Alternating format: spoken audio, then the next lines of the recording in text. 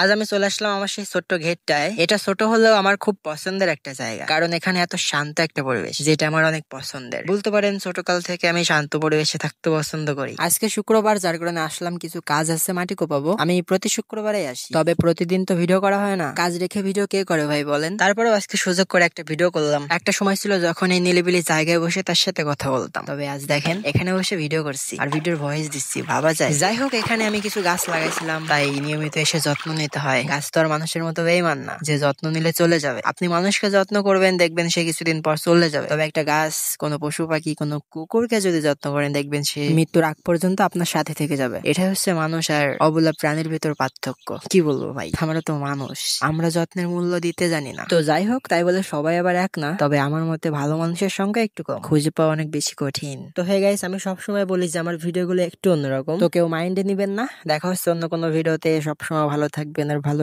রাখবেন প্রিয় মানুষটাকে, যেন হারায় না যায়। তাহলে আজকের মতন টাটা।